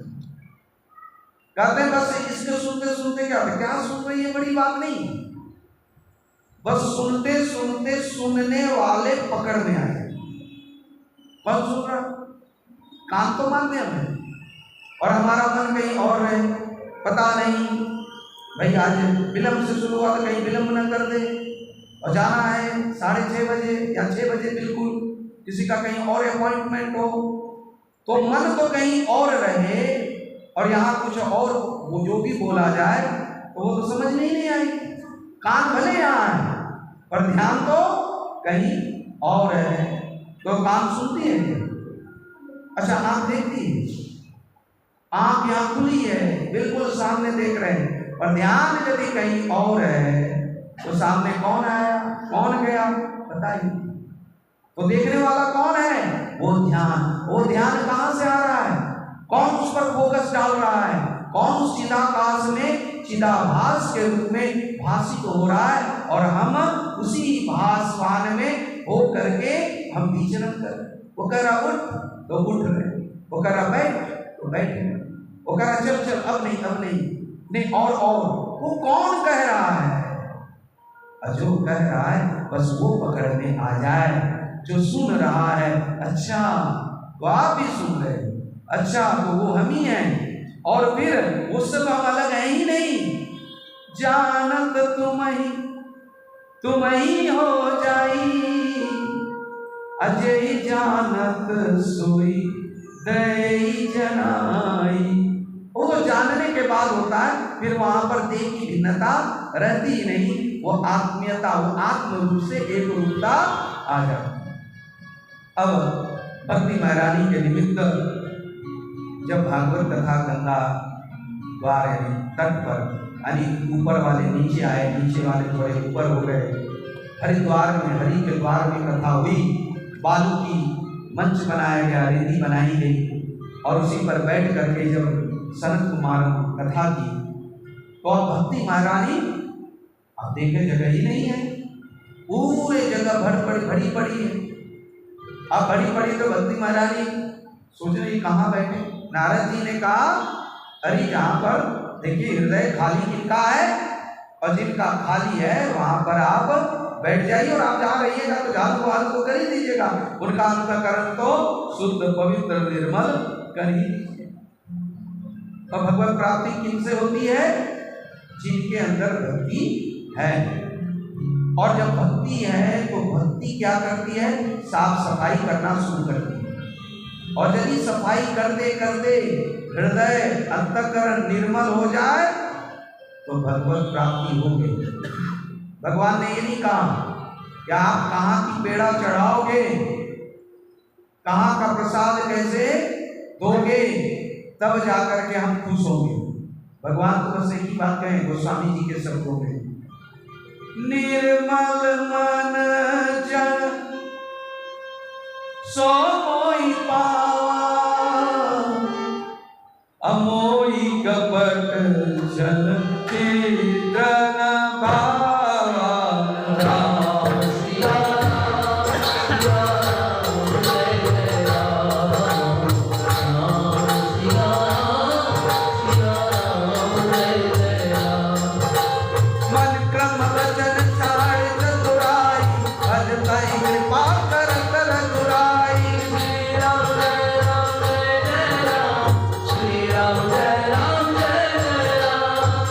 Ram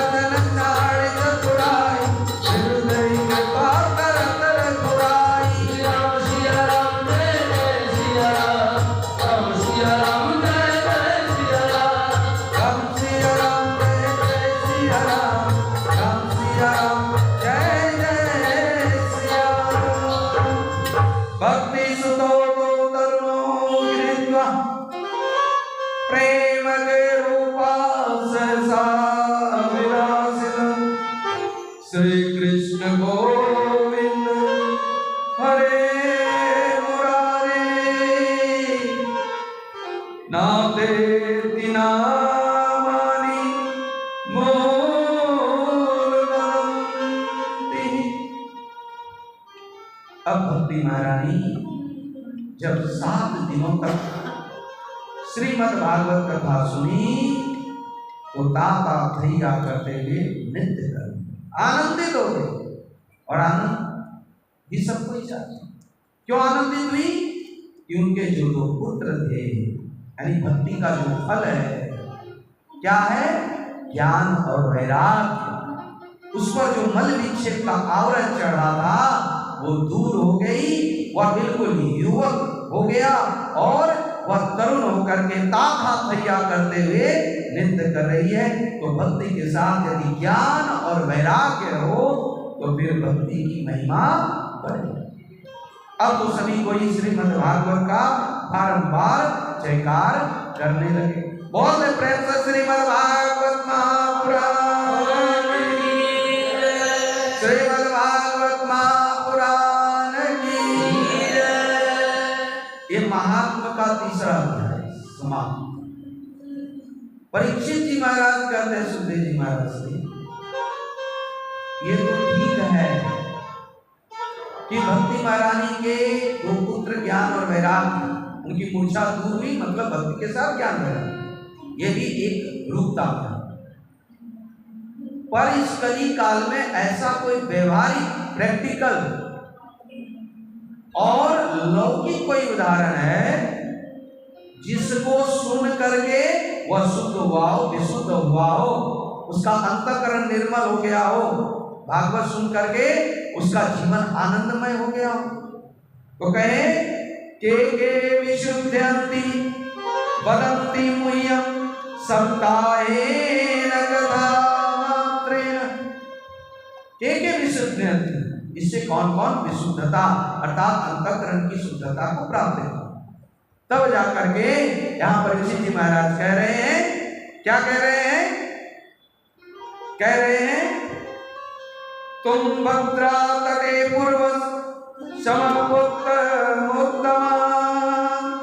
यत्र कर्मे सर्वासाम सुधा कर्मित्तरा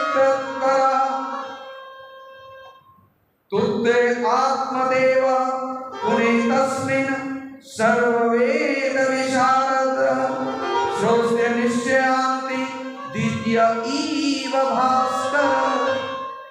कह रहे हैं सर्ववेद विशारद जो आत्मदेव नामक ब्राह्मण थे, तुंगभद्रा पूर्वे तटा, तुंगभद्रा नदी के तट पर निवास करता था। तो वह क्या था? वेद विशारद सब कुछ था, धन संपत्ति सब थी, पर उनके पास क्या था? पुत्र रत्न की प्राप्ति नहीं। तो बहुत दुखी हुए और दुखी होकर के आत्महत्या के लिए जब आए तो संत की नजर पड़ी। संत की नजर पड़ते ही कहने लगे कि हे विप्र, क्यों दुखी हो, उदास हो? तो कहा पुत्र नहीं, और आपके पास यदि पुत्र प्राप्ति का आशीर्वाद है तो हमें दीजिए। और जो संत महापुरुष होते हैं ज्यादा वैरागी होते हैं, भगवान की इच्छा दे दे तो भगवान की दया, भौतिक वस्तु लौकिक वस्तु दे दे तो भगवान की दया, और न दे तो कृपा, बस यही मान करके वह जीते हैं। अब कभी कभी संतों को भी कुछ खाने का मन हो जाता है, कुछ प्राप्त करने का मन हो जाता है। एक संत ट्रेन पे आ रहे थे, का हलवा मिल जाता तो बड़ा आनंद आता है। और उसी समय हमने कहा महाराज केला है, खाइएगा, हलवा यहाँ कहाँ से मिलेगा?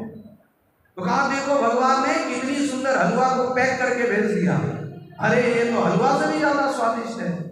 अब सतुआ को हलवा भाव में, हलवा को सतुआ भाव में, और जीवन को जीना, यही तो संकल्प, यही तो साधुता। कहने का तात्पर्य भाव यह कि इस प्रकार भगवान यदि लौकिक सुख दे, भौतिक सुख दे, तो ये भगवान की क्या हो गई? दया। जैसे कोई बच्चा बीमार है और उसको मीठा खाना मना है, पर माँ क्या कर दिया, वो बार बार रो रहा है, बार बार चीख रहा है, बार बार चिल्ला रहा है, और थोड़ा मीठा दे दे, थोड़ा सा खा, पर अब ज्यादा मत मांगना, थोड़ा दे देता है। तो माँ ने उस पर क्या की, दया, चलो थोड़ा बीमारी बढ़ जाएगी तो देखा जाएगा, पर इतना रो रहा है। और यदि माँ एकदम निष्ठुरता के साथ चाहे तो जितना भी रो, और मैं तुम्हें मीठा देने वाली नहीं हूं, तो ये माँ की क्या हो जाएगी, कृपा। चाहे तू कितना भी सुंदर मुंह मांग, पर तेरा हित बंदर मुंह में है, तो हम बंदर वाला ही मुंह तुमको देंगे, सुंदर मुंह देंगे। तो भगवान, और ज्यादातर भगवान विष्णु कृपा ही करते हैं। अब भोलेनाथ क्या करते हैं, दया कर देते हैं। अच्छा अब तुम जान, तेरा काम जाने, तुमने सोच के मांगो या बिना सोचे, जो मांगो तथास्तु। इसलिए भोले बाबा के भी अब बहुत जल्दी भक्त हो जाते हैं, बहुत भक्त भी होते हैं, और बिना सोचे मांग लिए तो समझ लीजिए भोले बाबा कहते तू जान और तेरा काम जान। इसलिए मांगने के पहले थोड़ा सोच ली। ऐसे तो संत महापुरुष कहते क्या मांगे, भगवान सब जानते ही है, जो देना वो देंगे, और बिना मांगे ही देते हैं। और फिर भी यदि मन न मांगे तो क्या है, ऐसे संत महापुरुषों से, भगवान से बस मांग लेना चाहिए। और मांगना किसी और इंसान से क्यों, बस गुरु महाराज के चरणों में बैठ करके वही मांग। इसीलिए किसी संत ने कहा, एक पंक्ति गाएंगे, मांग बंदे मांग तू भगवान से, क्या मिलेगा मांग कर इंसान से, क्या मिलेगा मांग कर इंसान से। मांग बंदे मांग तू भगवान से, क्या मिलेगा मांग कर इंसान से, क्या मिलेगा मांग कर इंसान से। देख ले तेरे दिल में बैठा है कोई, देख ले तेरे दिल में बैठा है कोई, देख ले तेरे दिल में बैठा है कोई, देख ले तेरे दिल में बैठा है कोई। मिल जरा एक बार उस मेहमान से, मिल जरा एक बार उस मेहमान से। मांग बंदे मांग तू भगवान से, मांग बंदे मांग तू भगवान से, क्या मिलेगा मांग कर इंसान से,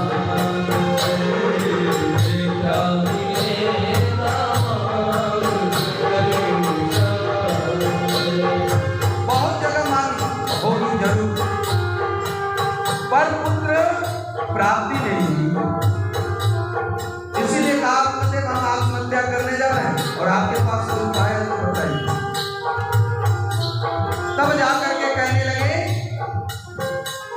श्रुणु विप्र मया तोयं प्रारब्धं तु विलोकितं, सप्त जन्मावधि तव पुत्र नैव च, नैव च। हे विप्र, आपके मस्तक को देख करके हम साफ साफ ये अनुमान पता लगा पा रहे हैं कि लगता 7 जन्म तक पुत्र नैव च नैव च, भगवान के भजन की ओर आपको शायद लगाना चाहिए। अब जब इस तरह की बातें सुनी तो कहा, अरे हम तो इसी जन्म में चाहते थे सब। वहीं पर सर पटकने लगे, कहा बस हम आपके सामने ही ये शरीर को त्याग करेंगे।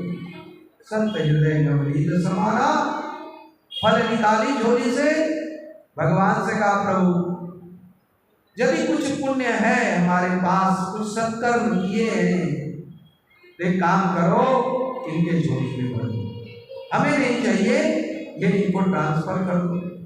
देखो पुरस्कार को हम ट्रांसफर कर सकते हैं, हमको कोई प्राइज मनी मिले, गोल्ड मेडल मिले, हम दूसरे को दे सकते हैं। पर ये मत सोचिएगा कि कोई सजा मिल जाए तो हम ट्रांसफर कर सकते हैं कि मेरे बदले मेरे पिताजी को या किसी और को या मेरे रिलेटिव्स को। ऐसा होता है? नहीं हो सकता। पैसा तो आप दे सकते हैं, मेडल दे सकते हैं, तो इस तरह से पुण्य का फल हम किसी को दे सकते हैं कि भाई भगवान से कि हमारा कुछ ऐसा सत्कर्म, कुछ अच्छे काम हो तो इनको मिल जाए, इनका भी जो ये दुखी है ये सुखी हो जाए। भगवान से प्रार्थना करके आम का फल दिया और कहा जा करके पत्नी को आप पवा देना, भगवान चाहेंगे तो आपके यहाँ जरूर पुत्र रत्न की प्राप्ति। खुशी खुशी उस आम्रफल को, आम के फल को लेके आए और फल बच्चेन गर्वेण स्याद गर्वे दीता सत्यवत्तक्षरे ततो शक्ति कथम भवेत। लेके आए, अरे छुट्टी हो, कहाँ हो, जल्दी से आओ। सोचा कि कुछ इंपॉर्टेंट होगा, तो क्या बात है? अरे मैं तुम्हारे लिए एक अनोखा बहुमूल्य फल लाया हूं। इस फल में क्या है? यदि इसको तुम जा करके स्नान करके भक्षण कर लो, खा लो, और इसका सेवन करने से हमें पुत्र की प्राप्ति होगी। वो क्या था? सत्संग का फल। आत्मदेव सत्संग सत्य संत से मिल करके वो फल लाए तो जरूर इसका फल, उत्तम फल की प्राप्ति होगी। दिया, पर यहाँ पर जिसकी बुद्धि धुंधली थी, धुंधली कैसी थी? कर्कशा, पुरुषवा, बहुत बात करने वाली, इस तरह से बहुजाल्पिका। और ऐसी जो होती है ना, तो लोग उनको नहीं चाहते ज्यादा। जैसे पैर में पायल पहनता, कौन जो पायल आवाज करता है, और माथे पे बिंदी लगाते, इसलिए कि वो बहुत कम होती। तो एकदम से आत्मदेव चाहते तो नहीं थे, पर ये जो कुतर्क तर्क करने वाली बुद्धि थी, उसको फल तो दिया सत्संग का, और वो तर्क वितर्क कुतर्क सब करने कि फल खाएंगे। सचमुच का गर्भावस्था रहा तो उस समय शक्ति क्षीण हो जाती है। अरे मैंने सुन के रखा है सुखदेव जी महाराज को 12 वर्ष तक जो है गर्भ में ही रहे, और फिर कितनों की तो मृत्यु हो जाती है, चोर डाकू आ जाए तो फिर क्या करेंगे, प्राण जा सकती है। तो इस तरह से जब तक वितर्क कर रहे थे, पड़ोसन आ गई, उसने कहा भाई ननद को बुला लेना, किसी कुटुंबी जन को। ना बाबा ना, पता नहीं कहीं घर का सामान ही इधर उधर कर दे, तो विश्वास नहीं है आजकल लोगों पर, और कुछ भी हो सकता है।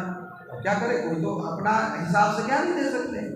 तभी उसकी बहन आ गई धुंधली, और धुंधली की बहन तो चाहती थी कि पूरी संपत्ति हमारी हो जाए, और उसने क्या किया, कहा कि बस कोई बात नहीं, आजकल पता नहीं और तुम्हारे पति भी किसी धोखे में आ गए हो, और कहीं फल खाने से ये सब थोड़ी होता है।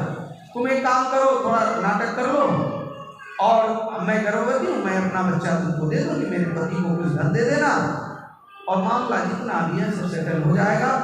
और इस फल में कुछ ताकत है कि नहीं, शक्ति है कि नहीं, इसको गौ को खिला दो, क्योंकि तुम्हारे यहाँ गाय भी बहुत दिनों से ऐसी ही पड़ी है, एक भी बछड़ा नहीं हुआ। अब धुंधली क्या की, उस फल को गाय को, गौ माता को खिला दी, और इधर खुद जो है आत्मदेव को, यानी हमारे पास भी जो आत्मा है उसको धोखा देने लगी, जैसे हम देते हैं, हम लोग देते हैं, इतना आत्मा को चलता है। सोचना क्या, जो भी होगा देखा जाएगा, तू नहीं रह, कुछ परिणाम की चिंता मत कर। तो हम भी कभी कभी अपनी आत्मा को इस धुंधली बुद्धि से छलते रहते हैं, और छल का परिणाम क्या होता है, उसका फल क्या होता है, वो धुंधकारी प्रकट होता है। अब धुंधली से क्या प्रकट हुआ, उसकी बहन के पुत्र ला करके का पुत्र मिल गया, हो गया। अब वो आत्मदेव भोला वाला, वो भी एकदम जान गए, हाँ मैं हमको पुत्र रत्न की प्राप्ति हुई, ढिंढोरा पीटा, जो करना था किया। और ठीक उसके 3 महीने बाद गाय से भी एक बछड़ा उत्पन्न हुआ, जिसका कान था गाय के समान और वो थे मनुष्य के समान, इसलिए उनका नाम रखा गोकर्ण। बोले गोकर्ण जी महाराज की, गोकर्ण जी महाराज की। एक हुआ विख्यात और दूसरा हुआ कुख्यात। भाई सत्संग का फल ही है कि वो विख्यात यानी प्रसिद्धि की तरफ भी ले जाए, पर यदि ठीक से सत्संग करेगा तो उस प्रसिद्धि से भी वो बच जाता है। असत्संग का फल है कि वो बुद्धि धुंधली होगी, वो कहेगा खाओ पियो मत करो, विनम करे घृतम पीवे, और अंत में जो होगा सो देखा जाए। और यही परिणाम है। जो बचपन में सचेत नहीं होता है, जवानी उसकी देख लीजिए, और जवानी में जो अपने को संभाल नहीं पाया उनकी बुढ़ापा देख लीजिए। इसलिए जो पहले से तैयार न थे पछता पछता कर चले गए, हम तुम क्या कितने महारथी इस जग में आकर चले गए। और हम सबको भी चलना ही है, और ये सब चलने की तैयारी हो रही है कि अंत समय में मुंबई और जहाँ कहीं भी ये ज़्यादा याद ना है, पर हम जिस धाम में जाए बस परमात्मा का चरण जो है, गुरुदेव का चरण, गुरुदेव की छवि, और वो हमें याद रहे। और जो सेवा भाव है, जो हम आनंद लिए जगत के परमार्थ में, बिल्कुल डिटैच होकर के, अटैचमेंट वाली नहीं, आसक्ति वाली नहीं, ममता वाली नहीं, समता वाली। और वो यदि अंतिम समय में याद आ जाए तो फिर आया है क्या करना, उस समय तो वाह वाह करते हुए हमारा शरीर छूटेगा, तो हम वैकुंठ में ही होंगे। जब कुंठा रही चित्तस्य इति वैकुंठ, वैकुंठ है क्या? वैकुंठ तो यही है कि मृत्यु के समय हम ज्यादा दुखी न हो। शरीर का दुख तो आएगा, शरीर का कष्ट तो सबको व्यापता है, पर यदि मन कहीं हमारे उच्च स्तर पर है तो शरीर का कष्ट उतना हमको शोभित, दुखित, कष्टकारी नहीं। जैसे मन कहीं और लगा हो, मोबाइल में, टीवी में, तो घुटने का दर्द उतना पता नहीं चलता। और जब सत्संग में बैठना हो और सत्संग में मन न लगे, बोरियत फील हो, भाई मर गई, भाई मर गया, अब पता नहीं कितने देर बोलेंगे, कैसे कथावाचक ले आए, कैसी भागवत हो रही है, तब देखो सभी शरीर के दर्द होना शुरू हो जाता है। क्यों? क्योंकि हमारा चेतना का स्तर गिर गया, और यदि वो स्तर ऊपर बना रहे तो ये फिजिकल जो दर्द है, जो कष्ट है, ये नहीं व्यापता है।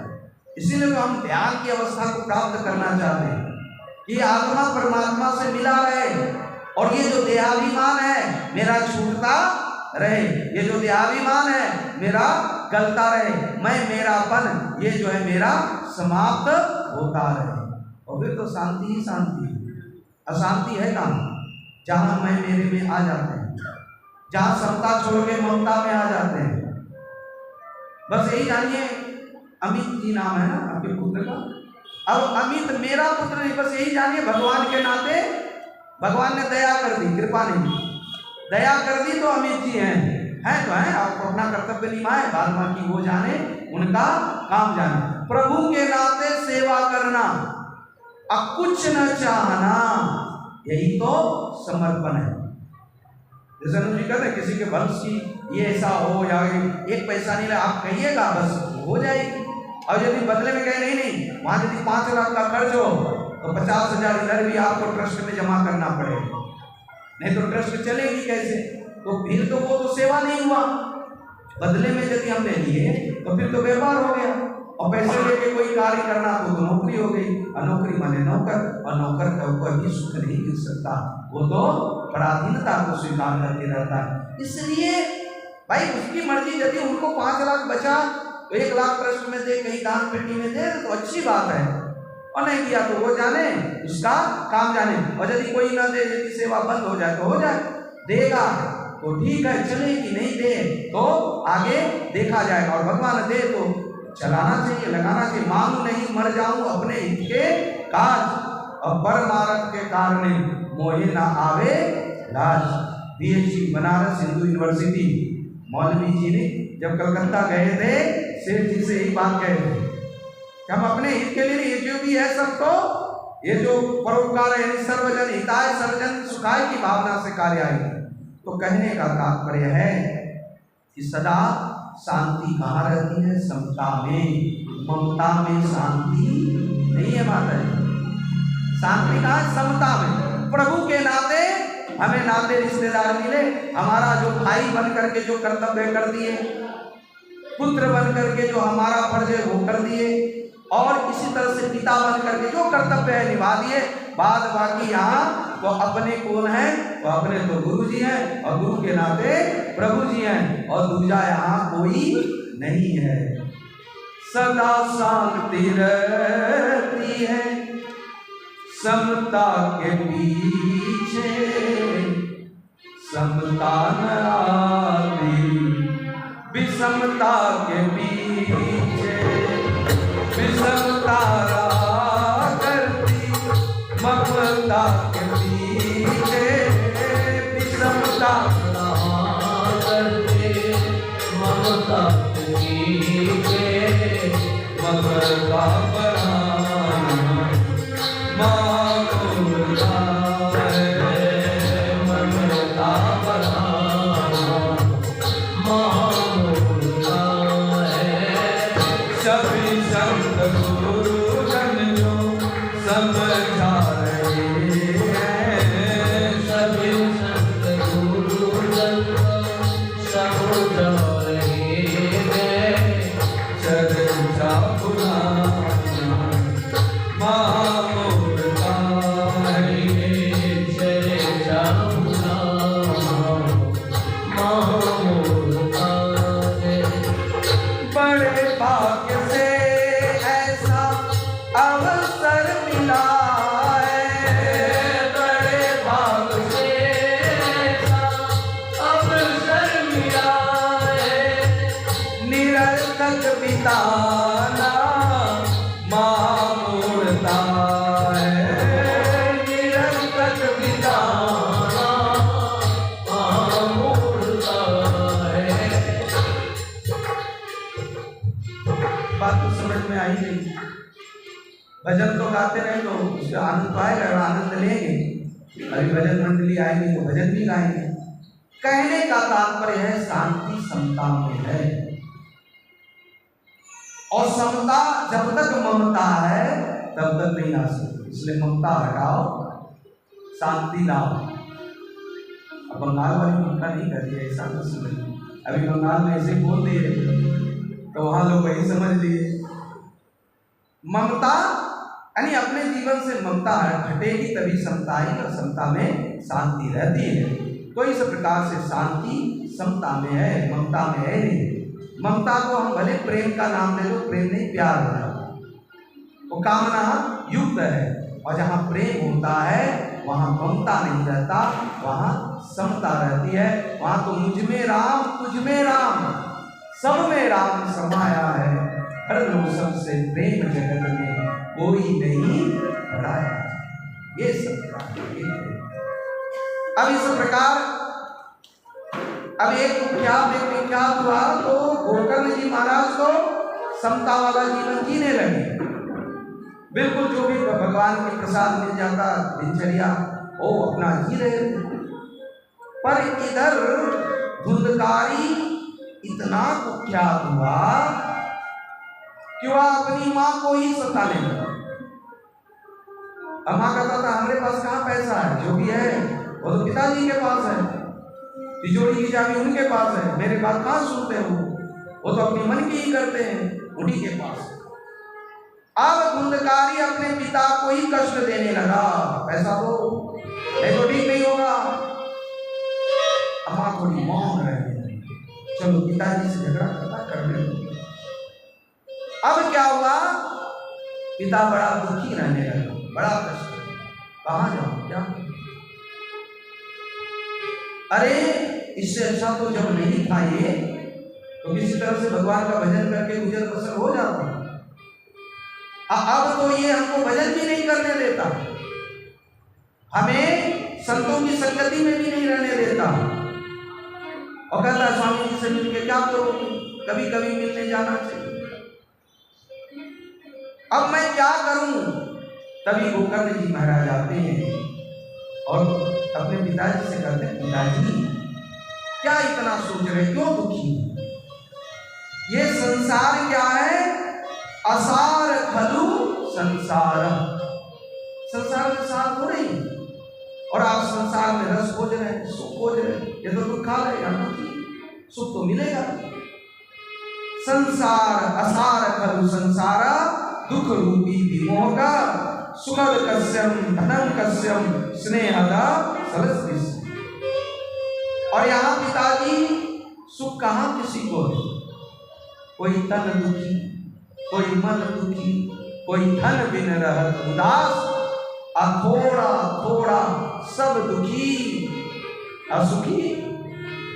राम के दास सुखी, गुरु के दास, और सुखी जो है बस वह जो भी आया तो मोस्ट वेलकम और चला गया तो नहीं कोई गम। अपना कर्तव्य किया, पुरुषार्थ किया, बाद बाकी आनंद में रहा तो सुखी तो वही है जो प्रभु के शरणागत है। बाद बाकी आप सुखी कौन? इसलिए पिताजी आप एक काम कीजिए, यह जो देह अस्थिर मांस रुधिर अमित्यम तज्य जया सूत्रे असला ममता विमुच्य। ये जो देह अस्थि मांस रुधिर से सना जो शरीर है, इसकी आसक्ति का, ममता का त्याग कीजिए। और त्याग करके क्या कीजिए?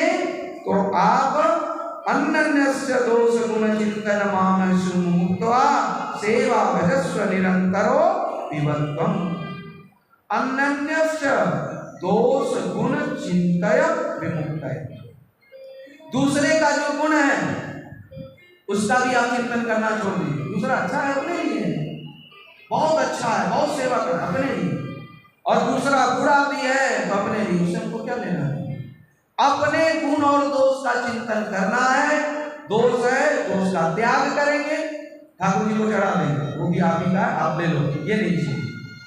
और गुण है तो उसका हम उत्तरोत्तर वृद्धि करने का प्रयास करेंगे, और उसको करते हुए पिताजी बस आप आत्मचिंतन में लग जाइए, आत्मरत रहिए, आत्मबोध से जीवन को जीविए।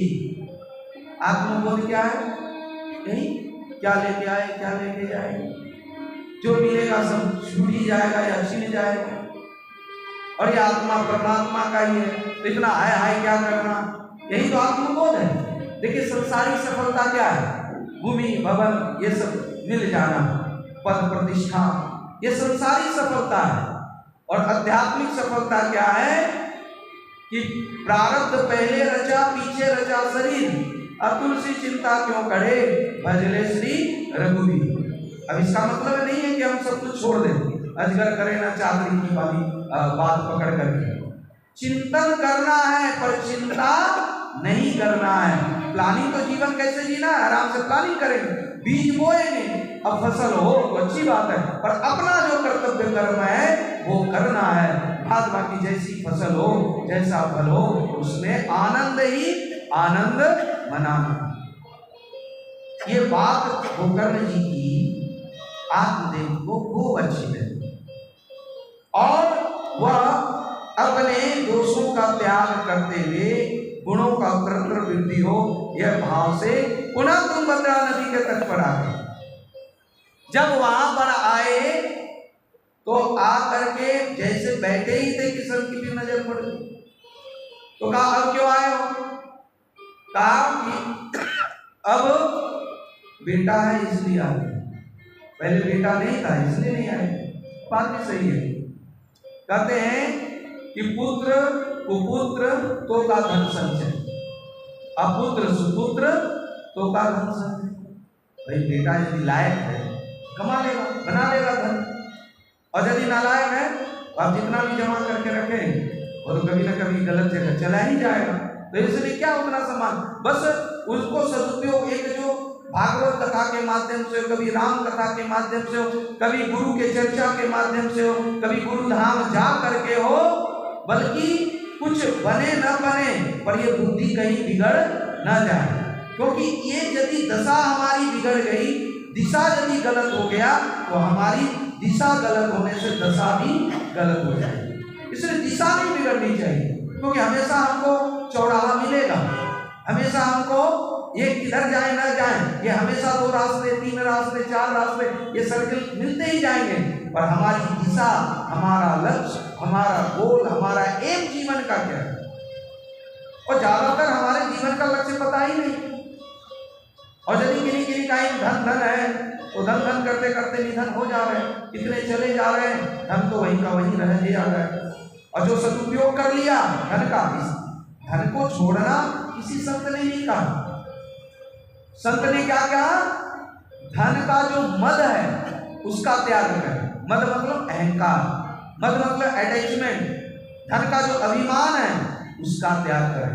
धन के लोभी धन मत छोड़ो, दाता प्रभु से नाता जोड़ो। धन छोड़ने की बात नहीं आई, धन तो लक्ष्मी स्वरूप है और लक्ष्मी जी का जितना जो है स्वागत होगा, सदुपयोग होगा, वो उतनी रहेगी। ऐसे तो वो चंचला है ही। और लक्ष्मी जी के साथ नारायण की सेवा होते रहे तो फिर लक्ष्मी कहीं जा भी नहीं सकती, क्योंकि जहां नारायण है वहां लक्ष्मी है, नारायण से लक्ष्मी बनी। तो इस प्रकार आत्मदेव जब आया तो संत की नजर पड़ी, कहा कि बस अब वो लोकेशना और जो हमारी उत्तरेशना थी और विद्वेषणा, ये तीनों ऐसनाओं का त्याग करके बस अब हम यहाँ, अब तो बस ओम साई राम भजे और इसी राम राम को जपते हुए हम शरीर का त्याग करेंगे।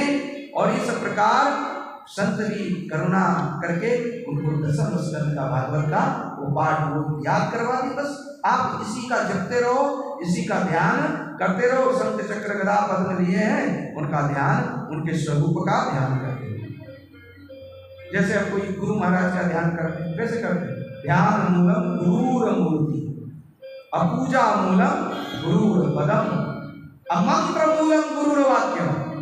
मंत्र मतलब सिर्फ राम राम और कृष्ण कृष्ण नहीं होता, मंत्र मतलब मंत्रना, यानी मंत्री क्या करते हैं? मंत्र यानी वो विचार देते हैं। तो गुरु के जो विचार हैं, गुरु के जो ज्ञान है, उस ज्ञान को अपनाना ही वास्तविक रूप से गुरु की उपासना है, गुरु की पूजा है। कहीं ज्ञान को नहीं भुलाना उपासना कहलाती है। उपासना ही सार है, इससे ही उद्धार। और जहां ज्ञान मिल जाए उसको गुरु का प्रसाद समझ करके ग्रहण कर लेना चाहिए। और यह है क्या? साधु बेला, यह सदगुरु दरबार है, सबको मिलता प्यार है। चाहे कोई भी आ जाए, राजा रंग सुखी दुखियों के लिए खुलाया द्वार है। या सदगुरु है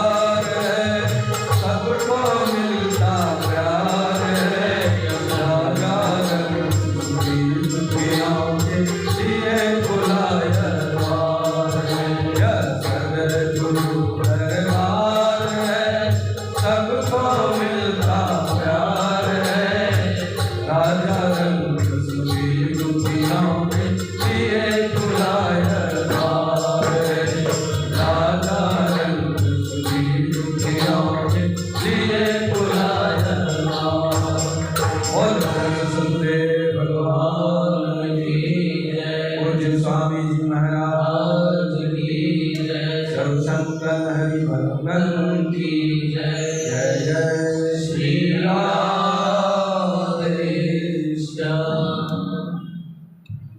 इस प्रकार आत्मदेव जी भजन करते हुए तुंगभद्रा नदी के तट पर अपने देह का त्याग किए। पर धुंधकारी जो है वह अपना आदत नेचर नहीं बदला। दुष्ट तो दुष्ट ही होता है। और कहते हैं ऐसे व्यक्ति के लिए आप चाहे कितना भी प्रयास करो बहुत जल्दी नहीं बदलता। नहीं तो ये बात कैसे करते, नेचर और सिग्नेचर या डीएनए वाली बात, उसको कुछ ऐसा आता है, कुछ वंशानुगत भी होता है, देश काल का भी प्रभाव पड़ता है। और प्रारब्ध इसी को कहते हैं, वो उस तरह से प्रारब्ध रूप से आया। देखो उत्तम कुल में, उत्तम घर में ये जन्म लेना, ये भी कोई प्रारब्ध की बात नहीं, कोई पूर्व जन्म की ऐसा सत्कर्म, ऐसा भगवत कर्म बना पड़ा होगा जो हम सब ऐसे एक सत्संगी परिवार में, ऐसे एक भजनानंदी परिवार में, ऐसे कुल में हम सब आए। ऐसे आसानी से नहीं होता, कुछ ना कुछ तो जरूर रहता है। नहीं तो एक झोली में फूल भरे हैं, एक झोली में कांटे, अरे कोई कारण होगा, कुछ तो कारण जरूर रहा होगा। तो ये तो हम सबका अहोभाग्य है, सौभाग्य। और ये सौभाग्य और बनी रहे, ये बदल न जाए, तो ये तो तभी होगा जब ये ऐसी संतों के चरणों में गुरु के चरण शरण ग्रहण हम करते हुए उनके ज्ञान को अपनाते हुए चले। अब क्या हुआ, ज्ञान को अपना करके आत्मदेव तो मोक्ष को प्राप्त कर लिए, पर उनका लड़का धुंधकारी वह तो दुराचार करने लगा। एक दिन तो अपनी मां पर ही वह लकड़ी जलती हुई उठाया और मारने के लिए दौड़ पड़ा। आज मां को लगा कि उसी समय, पिता के समय ही मैं भी उनके साथ चली जाती तो ठीक ही रहता। वो सोचा चलो पिता को ही दुख दे रहा है, वो थोड़ी दे, पर दुख देने वाला सबको दे, और यदि सुख दे रहा तो वो सबको देगा। तो इस प्रकार जब मां को मारने के लिए दौड़ा तो वह धुंधली अंधकूप में कुएं में जा गिरी तो वहीं पर उनका देह लीला समाप्त हो गया। और इधर घर में कोई रहा नहीं। गोकर्ण जी महाराज भी तीर्थ यात्रा के नाम से निकल पड़े। देख लिया यहाँ पर स्थिति ठीक नहीं, इससे अपनी मन स्थिति को समझा लो। जब परिस्थिति प्रतिकूल हो तो परिस्थिति को बदलने का प्रयास नहीं करनी चाहिए, क्योंकि हम परिस्थिति को नहीं बदल सकते, हम अपनी मन स्थिति को जरूर बदल सकते हैं। मन स्थिति को बदलते हुए गोकर्ण जी विड्रॉ कर लिए, चल दिए तीर्थ यात्रा पर। और जब तीर्थ यात्रा पर निकले तो क्या हुआ, इधर धुंधकारी को खुला मंच मिल गया, घर मिल गया, 5 ऐसे वेश्याओं को ले आया, उसके लिए जोड़ी करने लगा, डाका डालने लगा। एक दिन राजा के यहाँ से ही बहुत सारा धन लेके आ गया, और जब धन लेकर के आ गया तो 5 डरने लगे कि कहीं इसके चक्कर में हम भी कैद खाने, जेल खाने न चल जाए। तो 5 ने कहा कि बहुत धन इकट्ठा हो गया, अब इसको मार डालो। 5 ने मिल करके, किसी ने हाथ पकड़ा, पैर पकड़ा, किसी ने जलती हुई लकड़ी उसके मुंह में डाला। इस प्रकार से धुंधकारी को मार डाला, यानी उसकी अकाल मृत्यु हो गई। धन लेकर के 5 चल पड़ी। जब ये समाचार अपनी भाई का मृत्यु का गोकर्ण जी महाराज को मिला तो गोकर्ण जी महाराज गया में श्राद्ध करते हुए घर वापस आए। तो जैसे रात्रि को सोए तो रोने की आवाज आई। अब इधर गोकर्ण जी महाराज कहने लगे, कौमरोदसी तुम कौन हो, क्यों रो रहे हो? अब वो बोले ही नहीं, प्रेत देखो सब देखता है। ऐसा कहते हैं संत, यदि कहीं शरीर छोड़ देता है और किसी आसक्ति वश यदि आसपास उसकी आत्मा भटकती है तो वो देखता सब है कि उसके निमित्त क्या क्या किया जा रहा है। ये जो श्राद्ध होता है, कहीं 3 दिन में, कहीं 13 दिन में, जो भी हो, जिस विधि से हो,